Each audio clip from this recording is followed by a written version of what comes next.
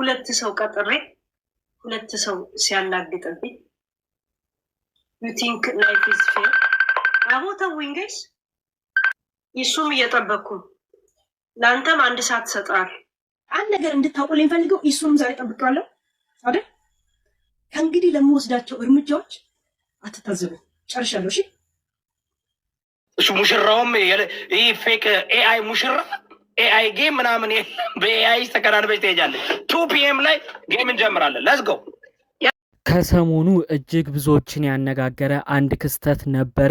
እንግዲህ አርቲስት ዘቢባ ግርማ እንዲሁም ባለቤቷ ኢሳያስን በተመለከተ ዩቲዩበሯ ሄለን የተለያዩ ሀሳብ መልእክቶች ስታስተላልፍ ቆይታ ነበር።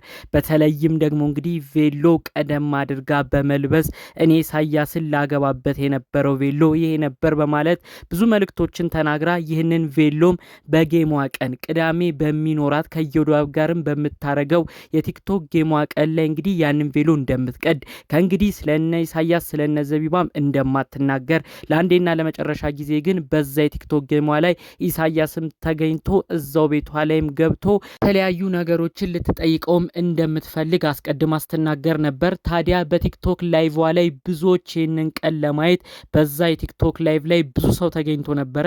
ይሁን እንጂ ያልተጠበቁ ጉዳዮች ነው የተከሰቱት። ጌሙም ቀርቷል። ጌሙ የቀረበት ዋነኛ ምክንያት እንዲሁም ደግሞ ከኢሳያስ ወይም ኢሱ በዛ ቤት ሲጠበቅም እሱም ስላደረገው ወሳኝ ነጥብ ነው በዝርዝር የምናስደምጣችሁ። ከዚህ በኋላ ነበር ዩቲዩበሯ ሄለን እጅግ በመናደድ የተለያዩ መልእክትና ከባድ ማስጠንቀቂያዎችንም ስታስተላልፍ የቆየችው። ሁሉንም በዝርዝር እናስደምጣችኋለን።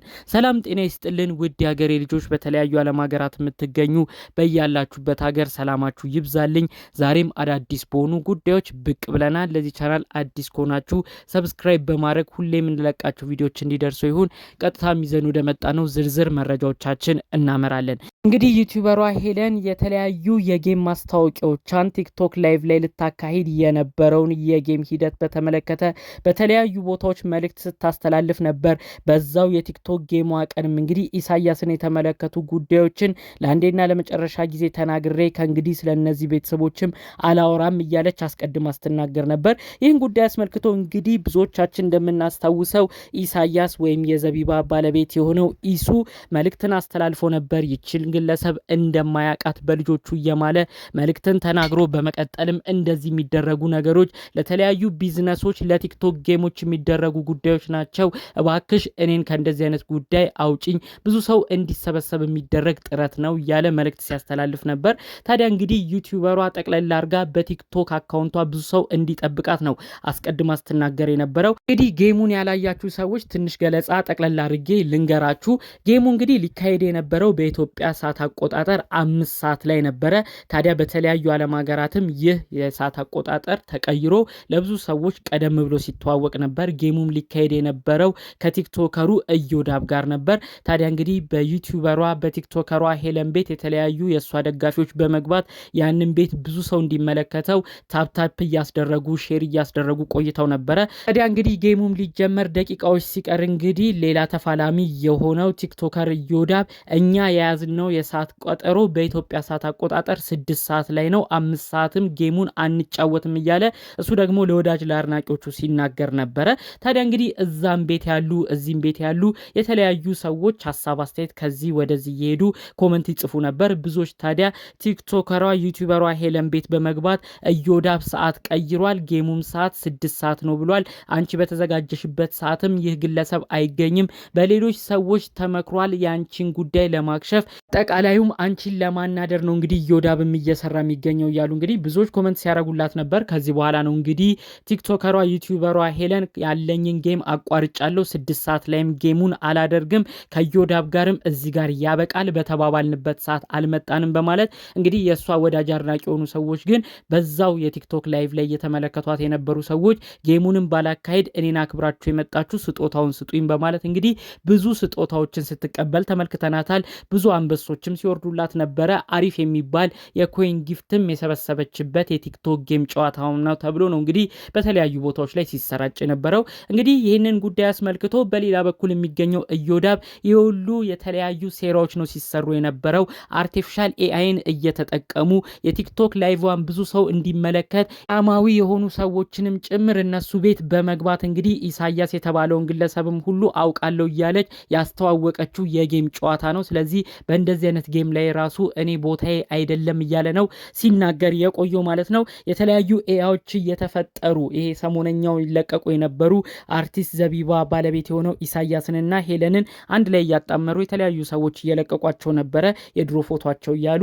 ታዲያ ይህንንም በማንሳት ነው እዮዳብ እነዚህን ሁሉ ነገሮች ሲሰሩ የነበረው ብዙ ሰው በቲክቶክ ላይቭ ላይ እንዲገኝላት ይሄ ነገር እውነት ነው ወይስ አይደለም የሚለው ብዙ ሰው አጓግቶት እንዲመጣ ያደረገችው ድራማ ነው እያለ ነው ሁሉን ነገር ትንታኔ ሲሰጥበት የቆየው ማለት ነው። እንግዲህ ከዚህ ጉዳይ በኋላ ነው እንግዲህ ዩቲዩበሯ ቲክቶከሯ ሄለን እኔ ቢቀርም እኔን አክብራችሁ ስጦታ የሰጣችሁኝ ሰዎች ሁሉ አመሰግናችኋለሁ በማለት እንግዲህ ጊፍት ለሰጧት ሰዎች ምስጋናዋን አቅርባ በመቀጠልም ኢሳያስ ቃል በገባውት መሰረት እሱም አሁን እኔ ቲክቶክ ላይቭ ላይ እጠብቀዋለሁ እዮዳብ ቀርቷል እሱ ግን ሊገኝ ግድ ይለዋል እያለች ኢሳያስንም ስትጠብቅ ነበረ።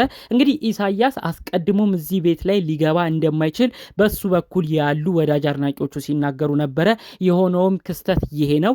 ይሄ ከባድ ዝምታ ራሱ ትልቅ ምላሽ ነው እያሉ ነው ብዙዎች መረጃውን እየተቀባበሉትም የቆዩት ማለት ነው።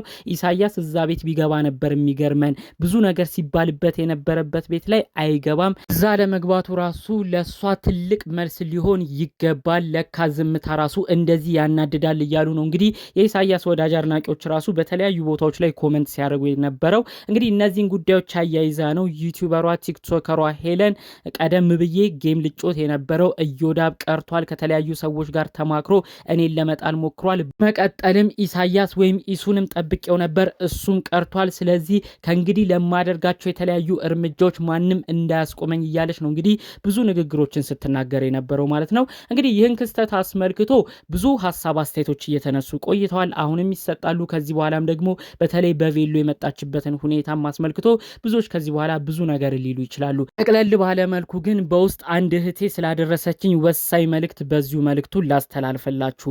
እንግዲህ ዩቲዩበሯ ሄለን ቀደም ብሎ ዘቢባን ስታመሰግንበት የነበረውን ነገር እናስታውሳለን። ከሁሉም ገራገር ዘቢባ ነች። እዛ አብረዋት ከሚሰሩ የዘፈን ቡድኖች ጓደኞቿ መካከል ዘቢባ የዋህ ገራገር ልጅ ትመስላለች እያለች ዩቲዩበሯ ሄለን ከዚህ በፊት ያሞገሰችበት ነገር ነበር። ዩቲዩበሯ ሄለን እንግዲህ በብዙ ነገር በዘቢባ መናደድ የጀመረችው ከኢሳያስ ጋር ከተገናኙ በኋላ በመቀጠልም ኢሳያስን በብዙ ቦታዎች ላይ እያሞገሰች ትልቅ ቦታ እየሰጠችው በመጣች ቁጥር እንግዲህ በተለይ ደግሞ ልጇን አምኖ ስለተቀበለላት በዚህ በጣም ትናደር ነበር። ይሄ እኮ ለሱም ግዴታው ነው፣ እሱን አንቀባራ እስከያዘች ድረስ ልጇን ስለያዘላት እንደ ትልቅ ውለታ ማየት አልነበረባትም ብላ በዛ ነገሮቿ በተለይ ደግሞ ዘቢባ በተለያዩ ቃለ መጠይቆች ላይ ልጇን የሚንከባከብላትን ነገር አብዝታ ታመሰግን ስለነበር በእንደዚህ አይነት ጉዳዮች ነበር እየተናደደች ዩቲዩበሯ ሄለን እንግዲህ እነ ዘቢባን ባለቤቷንም መውቀስ የጀመረችው። በመቀጠል ደግሞ ሰዎች የድሮ ፍቅረኛሽ ነበር ወይ ለምን ትቀኛለሽ እያሉ ብዙ ኮመንታተሮች እንግዲህ ወደማይሆን ነገር እየገፏት መጥተው ዛሬ ላይ እንግዲህ የድሮ ፍቅረኛ ነበር እያለች